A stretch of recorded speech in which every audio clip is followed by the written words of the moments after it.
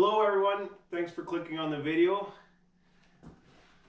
I am going to be reviewing my 2021 Polaris Indy Adventure 144 track.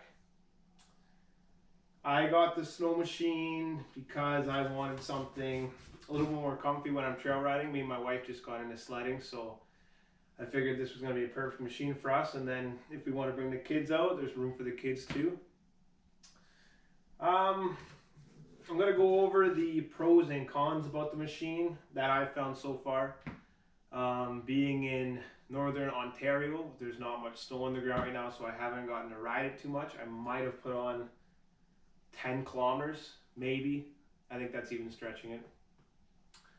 We don't have much snow right now. We get hit with maybe 5 inches of snow, and then we get some warm days and that melts, so we really haven't built up a good base yet. So mostly I've just been looking at this machine and, looking at it. I haven't been riding it, so that's shitty, but it is 2020. We've had a shit year so far with the pandemic and everything. Hopefully by Christmas time we'll get dumped on with at least a foot of snow and I'll be able to drive it. And what do you say we hop right into it? Okay. Some of the pros and cons about the 2021 Polaris Indy Adventure 144 track. Do a quick walk around. There is 4 different colors I believe you can get with this.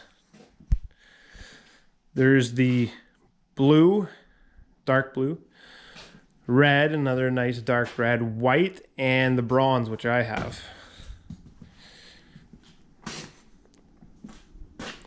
Nice sleek looking machine.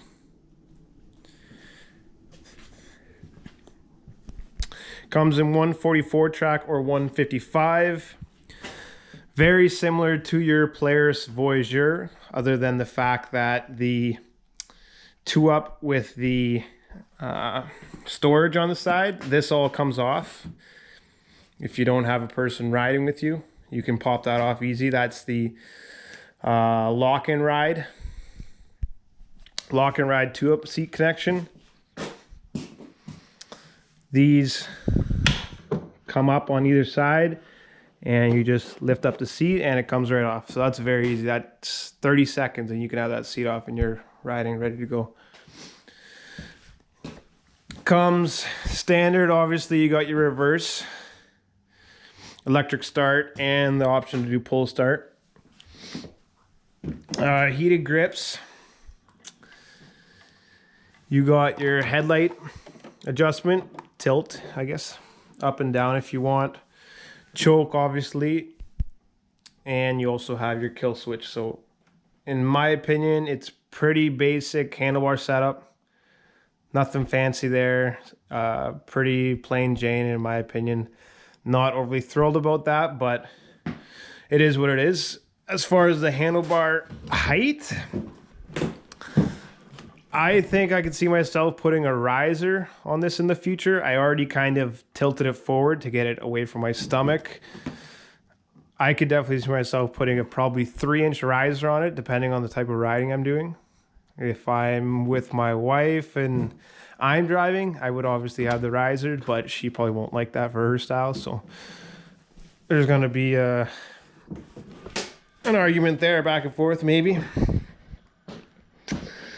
What else can we say about it? One of the cons I've figured out I don't like already, and you could probably see these stupid things. These are right here. These are to get into your side panels. And I have 2 of them on the side. One there at the front, one there, and then you got your strap, your rubber strap. These I could just feel like they're gonna break in the future. Maybe the plastic gets cold or there gets ice behind there somehow, and for whatever reason it pops off. They just seem cheap to me. Not a big fan of that design at all, so that's one thing I would change for sure. Another thing that I would change would be this design here. I'm not crazy about this. The one arm seems to be tighter than the other. So this one's nice and tight. And as you can see, this one already just flopped over. That it's not a huge thing, but that's probably gonna annoy me once or twice when I'm on the trail and I'm looking in here for a sandwich or whatever, and I keep having to hit this out of the way. I've taken off the back plastic to this, and I've done some research. There's nothing you could do to tighten that. This piece here, this arm, goes into a hollow shaft, and it is just basically hinged in there. There's no bolt you can tighten to stiffen that up, so that's what I got. Con number 2, maybe see if the dealer can do anything about that. I don't know. Maybe I gotta live with that. Who knows? And speaking about the seat's not that great. I mean, most 2-up seats are, you know, pretty basic. But I've also found online that there is a attachment to the seat that gives you an extra 8 to 10 inches roughly of backrest. That one is available in Canada for it's kind of pricey. I think it was $289. $289, I want to say. Maybe I'll grab that link and I'll put that in the description.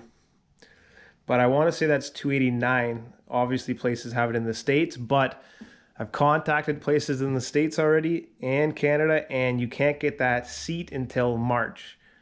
So basically at the end of this riding year, you can have your 2-up extension, which is the Polaris Lock and Ride convertible extension seat. I think that's what they call it. I could be wrong, but like I said, with that, this plastic comes off and you just insert it and you get another 8 to 10 inches of back support, which in my opinion, it's enough.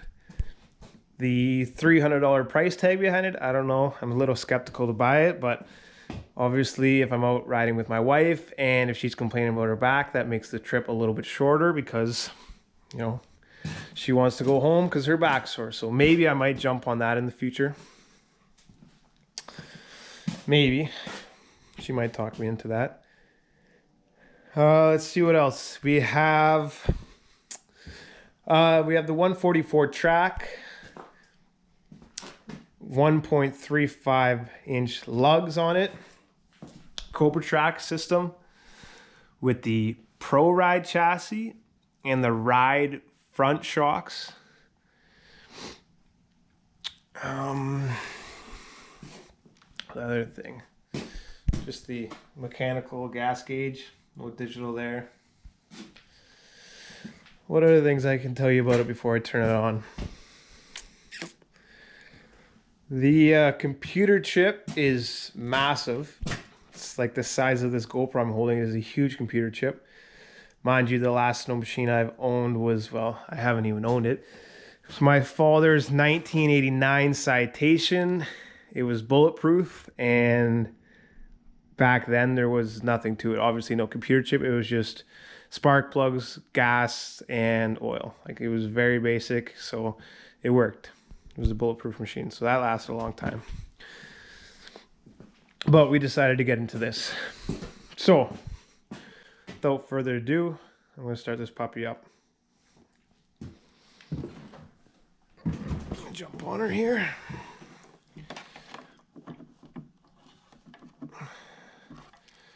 Fumble with the keys for a bit. It's always good, eh? And I had it right the first time. There we go.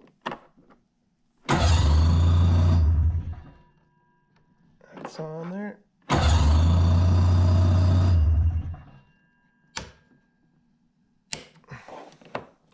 Choke.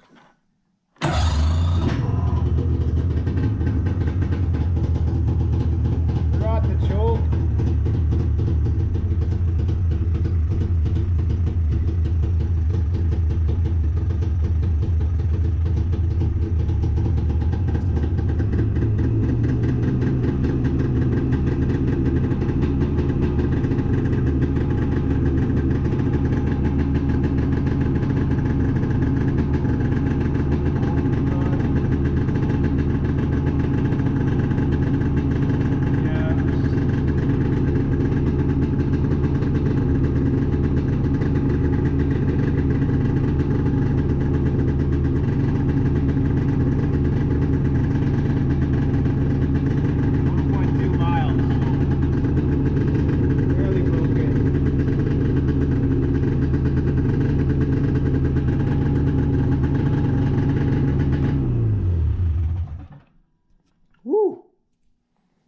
get out of here for a minute. She's smoking.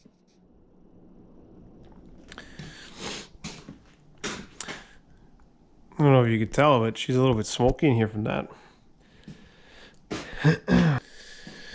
That was her. Obviously, I'd like to take it out for a ride, but I don't know if you could tell. We have very limited snow here. We have, 2 inches, if that. So, not very much snow here at all. Very unfortunate, because it is Christmas in 2 days and I'll be off for a week. So I was hoping to get some ride time in, but we'll see. Hopefully we get some snow in the next future. Couple things that I missed. One feature that I bought into when we were doing the financing was the battery tenor. So you don't actually have to pull out the battery, unplug those terminals, and you pull your plug your trickle charger right into those. Positive, negative on your battery, because obviously they're making it harder and harder to access the battery with newer things. That's just how they do. So I opted for that, and basically that gives me batteries for life. If I ever have an issue with my battery, I have battery coverage forever. So that was worth it. It wasn't very expensive, so I opted for that. The other thing that I forgot to say was the tool storage, little tote. So you got your spark plug wrenches, nothing crazy in there, your standard stuff. I'll get that after. Plenty of storage in here. I think that might be it. I can't remember if I'm missing anything. Let me try and think.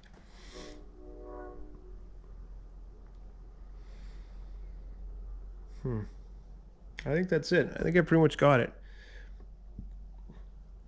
Obviously, in the future, there will be more videos.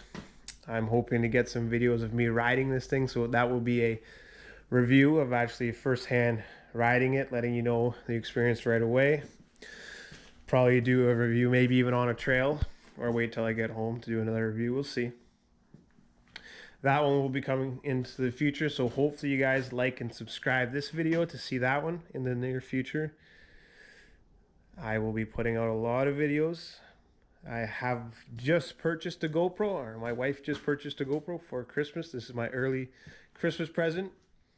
I'm hoping to put this to good use. So like I said, hopefully you guys stick around, like and comment if I missed anything in the video. If you guys have a 2020 that's similar to this, let me know any of the cool features. Yeah, tell me about it. I'd like to hear your thoughts. Okay. I'm going to let you guys go. Once again, Merry Christmas, and we'll see you on the trails. Later, guys. Ciao.